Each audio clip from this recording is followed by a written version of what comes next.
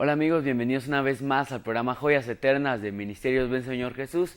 Es un privilegio que usted esté ya en sintonía de este programa.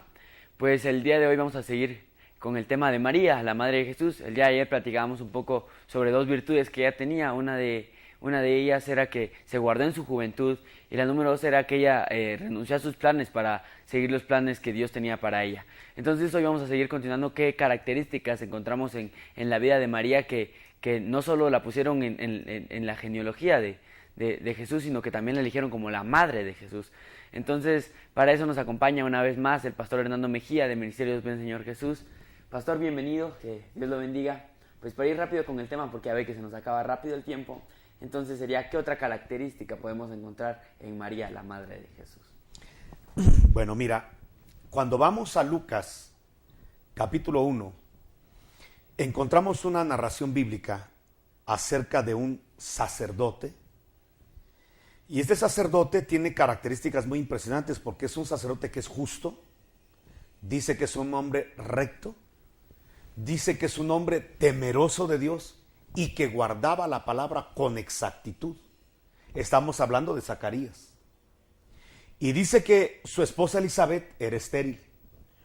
Toda su vida habían estado orando y rogando para que viniera un hijo, porque tú sabes que en Israel la esterilidad era un sinónimo de maldición. Entonces yo me imagino una mujer que se guarda para Dios y que mira que mujeres que no son tan virtuosas como ella, o incluso hasta carnales, sí tienen la bendición de ser madres, y ella, por más que se ha guardado, no lo tiene. Sin embargo, mantiene esa rectitud y esa integridad. Creo que es muy bueno entender que cuando a veces vemos que a los impíos o los que no practican la justicia les va bien, no por eso nosotros tenemos que relajarnos, sino mantener en esa bendición.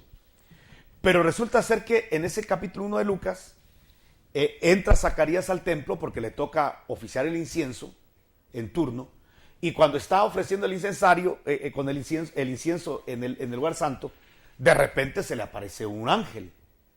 Y es el ángel Gabriel, el que unos días después, o 6 meses después, se le va a aparecer a María.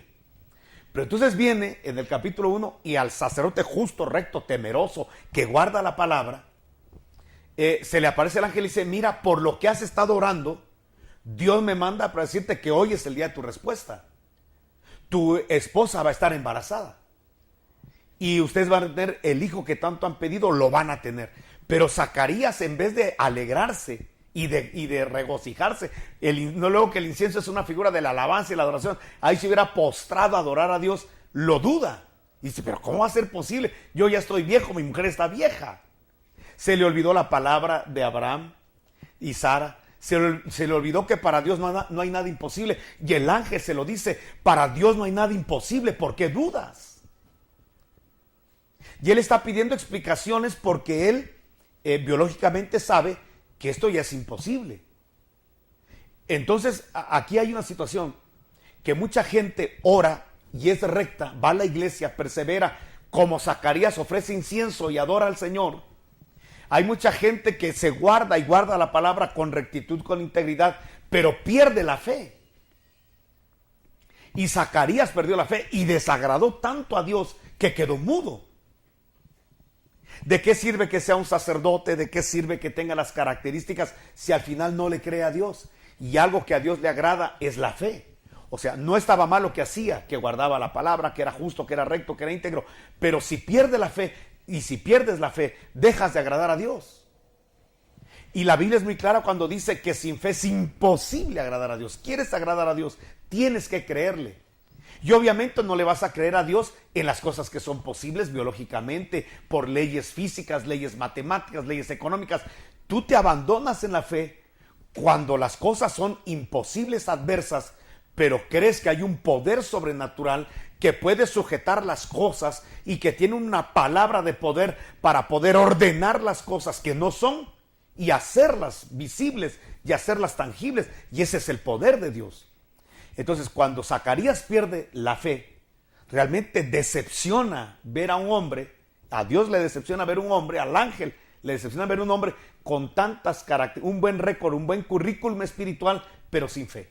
Y quedó mudo.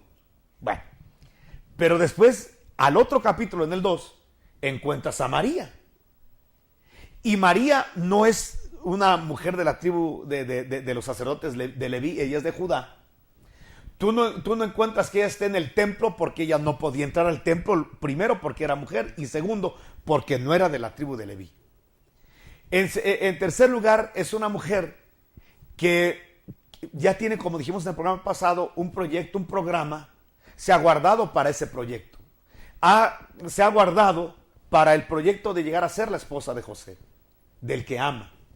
Cuando de repente le viene el ángel y le habla de algo interesante, tú vas a quedar embarazada. Y dice ella, yo embarazada, no duda del embarazo, solo duda, ¿y cómo va a ser la fórmula?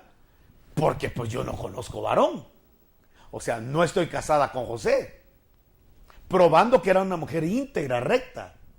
Que una cosa es que estuviera enamorada de José y otra cosa que ya se hubiera entregado a él. Y entonces viene la situación de que le dice el ángel, bueno, es que el Espíritu Santo vendrá sobre ti.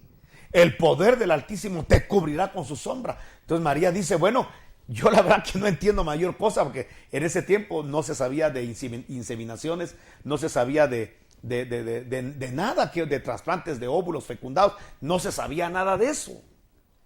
Entonces María, si hoy mucha gente ignora que esos métodos ya son viables y posibles, ¿te imaginas hace 2000 años atrás? Entonces viene la situación de decir, bueno, no, la verdad que no entiendo cómo hacer la cosa, pero que se haga en mí conforme a tu palabra. Como tú estás diciendo que se haga. Al final yo estoy para servir a Dios. Al final yo soy una servidora de Dios. Y entonces el ángel se sorprende de que ha estado en una ciudad muy cercana a esa, con un sacerdote que no cree. Y ahora está con una jovencita que no tiene las cualidades del otro, pero sí le cree. María nos está enseñando con esto, que no importa si no eres sacerdote, o sea, si no eres pastor, si no eres profeta, evangelista, Dios no mira eso para ver el grado y el nivel de agrado que le podamos tener a Él. Lo que hace la diferencia de que Dios se agrade más de una persona a otra es cuánto le creemos y cuánta fe desarrollamos en nosotros. Y lo interesante de esto es que María se ve una mujer más sabia, más llena de fe que Zacarías, que es un sacerdote y que tiene privilegios como entrar al lugar santo, oficial el incensario. Una vez más te repito, una de las virtudes entonces maravillosas que tiene María y que nos enseña es la fe, porque la fe hace posible que las cosas que no son ni siquiera probables en la ciencia de los hombres se puede ejecutar. En ese tiempo era imposible que una mujer virgen quedara embarazada. Era totalmente imposible. Lo interesante de esto es que en la fe María dice, bueno, esto biológicamente, naturalmente, científicamente es una locura, pero Dios es un Dios que rebasa la ciencia, un Dios que rebasa las leyes terrenales.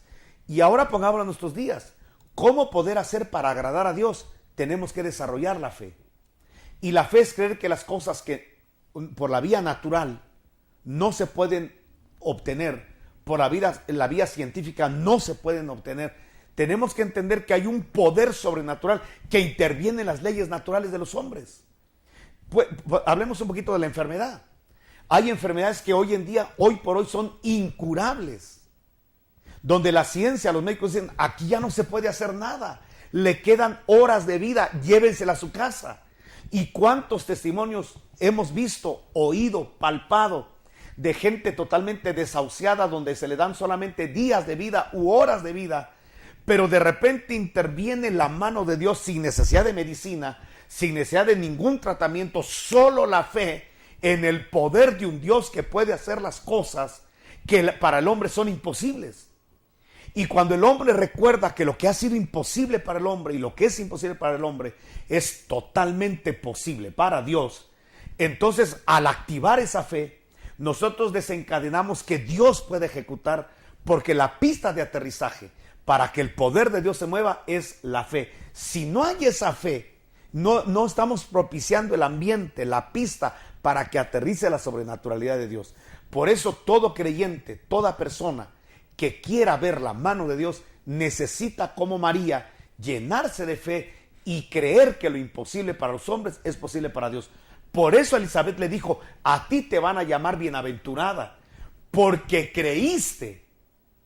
Es decir, que a María no se le llama bienaventurada porque haya sido sin pecado concebida, que es una gran mentira, o que haya sido ascendida al cielo, que también es otra situación improbable bíblicamente, sino que la Biblia establece por qué va a ser llamada bienaventurada, y le dice a Elizabeth, te van a llamar todas las generaciones bienaventuradas, porque creíste, y lo que creíste se va a ejecutar.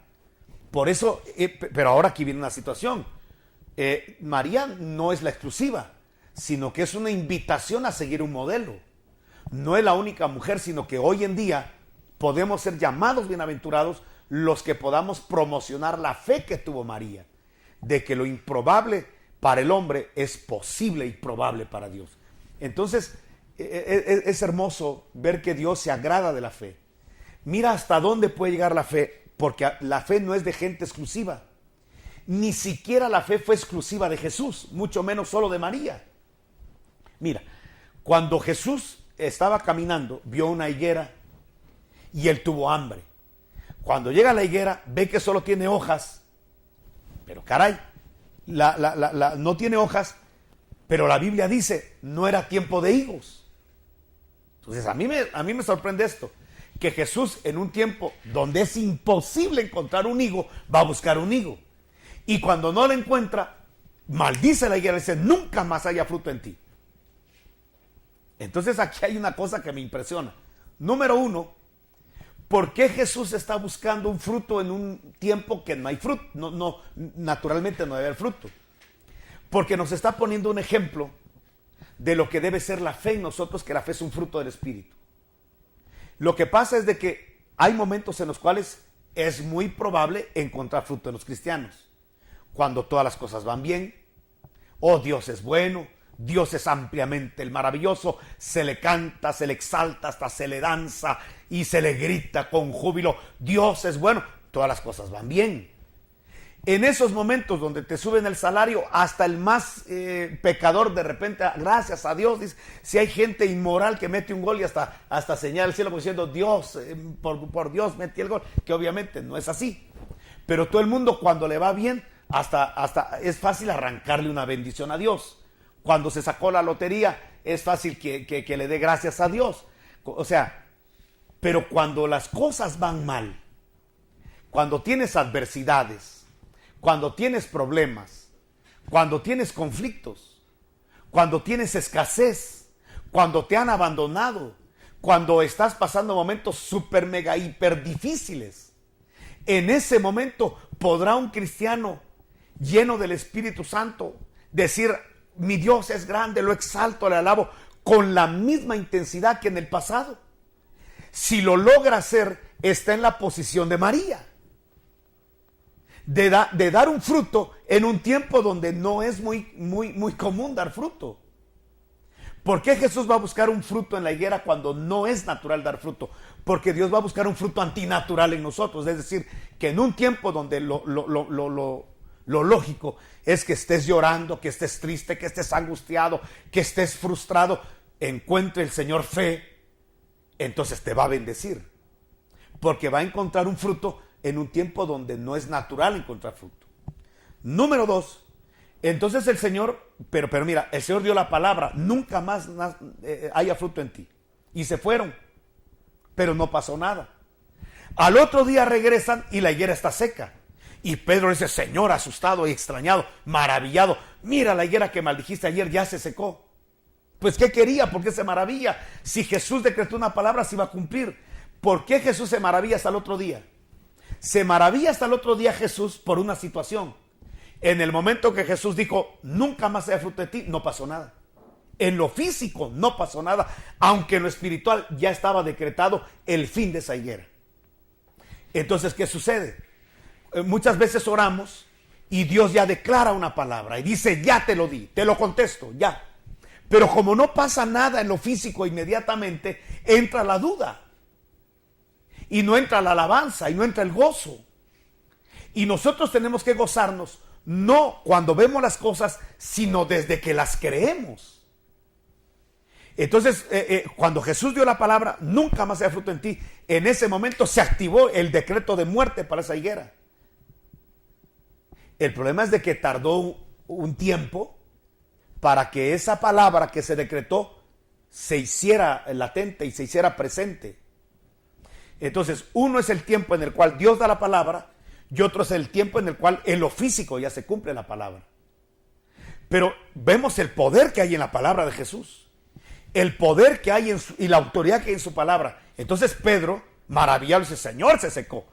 Jesús le puede haber dicho: es que yo soy el Hijo de Dios. Pues mira con quién estás hablando, yo soy tu rabí y soy exclusivo y solo yo puedo hacer esto. Pero no le dijo eso. Lo abraza y le dice: Pedro, cualquiera de vosotros, ahí incluye a María, ahí incluye a Pedro, ahí incluye a Juan, ahí nos incluye a nosotros, cualquiera de vosotros que diga con fe, así como yo creo, y que le diga a un monte: vete de aquí, desarráigate y plántate en el fondo del mar, eso se va a hacer.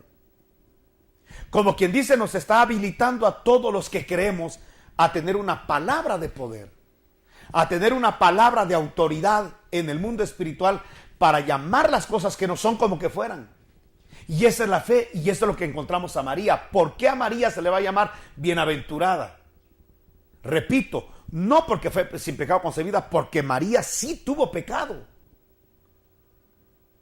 Ella no fue concebida sin pecado. Esa es una gran mentira. La Biblia es clara: te van a llamar bienaventurada porque lo que creíste se va a hacer. Por la fe va a ser llamada bienaventurada. Pero así como Jesús no es exclusivo de activar la fe, así tampoco María es exclusiva. Y hoy podemos ser llamados bienaventurados en nuestras generaciones, de poder ver la mano de Dios y el poder de Dios moviéndose a favor de nosotros, de nuestra vida, de nuestras circunstancias, de nuestra economía, de nuestra salud, si creemos a la palabra de Dios y activamos la fe con palabras, con obras, caminando hacia lo que creemos y hacia lo que la palabra de Dios dice. Me gustó mucho algo que acabo de leer. Alguien decía: ¿quieres oír la voz de Dios? Sí, yo quiero oír la voz de Dios. Lee la Biblia. Y dice: bueno, ¿y la quieres oír audiblemente? Sí, quiero oír audiblemente. Léela en voz alta. ¿Qué te está diciendo esto? Que hay gente que está esperando que Dios le hable. En la Biblia ya Dios habló. No estoy diciendo que Dios no hable. No estoy diciendo que Dios no vaya a generar palabra fresca hoy en día. Lo que estoy diciendo es que todo lo que Dios prometió a su pueblo ya está en la palabra. Solo es de leerla, solo es de conocerla y creerla y caminar en esa fe como María lo hizo. Entonces María es una mujer virtuosa por la fe y será llamada bienaventurada por la fe. Algo que me llama la atención Hernando, perdón que tome más tiempo, de las virtudes de María, es que María no solo se llenó de fe, sino que María realmente conoció la gracia de Dios. De hecho, el canto, la salutación que se le hizo fue: tú eres una mujer llena de gracia, el Señor está contigo. Pero por favor, ¿qué quiere decir llena de gracia? ¿Qué es la gracia? La gracia es recibir algo que no merecemos. Esa es la gracia. Y María dice: yo conozco las misericordias de Dios. María lo dice. Ahora, ¿a quién se le aplica la misericordia? Al pecador, al culpable. ¿A quién se le otorga la gracia? Al pecador. Luego entonces María no fue sin pecado concebida, sino como toda jovencita tenía pecados. ¿Cuáles? No sé. Pero te voy a poner un ejemplo para que veas esto. En una oportunidad, Napoleón Bonaparte, a veces que él guillotinaba a la gente, ya estaba la cabeza de un joven culpable de un delito para ser guillotinado. Entonces la madre del niño le grita: emperador, emperador, misericordia, misericordia para mi hijo, emperador. Y entonces Napoleón le contesta y le dice: pero es que tu hijo es culpable. Entonces le contesta: si él no fuera culpable, entonces no te estaría gritando misericordia. ¿Qué es la misericordia? Yo sé que él es culpable, pero apiádate de él, no lo mates, no lo ejecutes. Extiéndele gracia, extiéndele misericordia, porque la misericordia se le aplica al culpable, la gracia se le aplica al culpable, no así al que no ha culpado. A él lo que se le hace es justicia, salga, ¿me entiendes? Pero cuando se le va a aplicar a alguien misericordia, se le va a aplicar a alguien gracia, es porque es culpable. Entonces, cuando la Biblia dice que María es llena de gracia, y cuando María dice que a ella le cayó la misericordia de Dios, luego entonces se está confesando lo que dice Romanos 3:23, que no es nada asombroso, que la paga del pecado es muerte y que no hay justo ni uno solo, sino que todos somos pecadores. Entonces excluimos el decir que María fue sin pecado concebida. Al contrario, María debió de haber tenido pecado, que como el buen Dios que tenemos, porque aquí el grande no es María, el grande es Dios. Aquí la buena no es María, el bueno es Dios. Bueno solo hay uno, mi Padre. Aquí el único que no tiene pecado ni culpa se llama Dios, no María. Y María necesitó la gracia de Dios, necesitó la misericordia de Dios y la recibió, por eso lo canta. Pero entonces aquí hay algo interesante. Si María recibe la gracia de Dios, el perdón de pecados, la misericordia de Dios, ¿qué es lo que propició esto? Que se pone a cantar y se pone a alabar. Mi alma glorifica al Señor y mi alma le engrandece. En fin, entonces, ¿qué característica tiene María? Que es una mujer que recibe la gracia, la misericordia de Dios y se vuelve una adoradora, una alabadora. Entonces, no es posible que haya gente hoy en día que dice que admira a María y ni siquiera le canta y le exalta al Señor como María lo hacía. Si algo nos enseña María es ser agradecida con canto, con alabanza, con adoración a un Dios que pasa por alto el pecado, que pasa por alto el error del hombre y establece su misericordia y hace cosas grandes con la gente que le cree y la gente que recibe su favor y su gracia. Entonces, trasladémosla a nosotros. Todos los que hemos recibido la gracia de Dios, la misericordia, el perdón de pecados, deberíamos de estar alabándole en todo tiempo y dándole gracias por el favor, por la misericordia. No merecemos su perdón, Él nos lo otorga. No merecemos sus misericordias, sus grandezas, sin embargo nos las da. Eso debería propiciarnos a ser alabadores, adoradores de Dios. Entonces María es un ejemplo claro y la gente debería entender que esto fue lo que le agradó a Dios, de tal manera que la establece como una mujer que la amalgama en la genealogía de Jesús. Amén, pastor. Yo creo que es muy interesante, en especial el tema de la fe, porque la palabra de Dios es clara. En Hebreos 11 nos dice que sin fe es imposible agradar a Dios, y creo que nosotros nos puede faltar muchas cosas, pero no la fe, no el creer en Dios. Tenemos que estar conscientes de que lo que Dios nos habló, lo que está escrito en la Biblia, nosotros lo podemos hacer. ¿Por qué? Porque nosotros tenemos que estar llenos de esa fe, y con esa fe pues vamos a poder hacerlo todo. Yo no sé si usted quisiera aprender más de la fe, yo lo voy a invitar a que usted lea en su casa, en el trabajo, en algún tiempo libre, Hebreos 11. Lea Hebreos 11 y ahí va a haber una lista de obras que hicieron muchos personajes de la Biblia con fe, y también resaltar el tema de que era una adoradora. María era una mujer adoradora. ¿Por qué? Porque mucho se le había perdonado. Se había recibido ya mucha gracia, y su manera de responder a esa gracia, su manera de gratitud hacia esa gracia que le habían dado, era la alabanza, era la adoración. Ella era una adoradora. Entonces yo creo que estos temas los estamos explicando no solo para conocerlos, sino que para que nosotros lo podamos hacer algo práctico en nuestra vida. Entonces lo voy a invitar a que usted obre en fe, que se llene de fe y que también se convierta en un adorador. Bueno, amigos, entonces así llegamos al final de este programa. Esperamos que haya sido de mucha bendición para sus vidas. Mándenos sus comentarios, si tiene alguna duda, en los números que aparecen en pantalla. Y bueno, así llegamos al final una vez más. Nos vemos el día de mañana. Que el Señor les bendiga.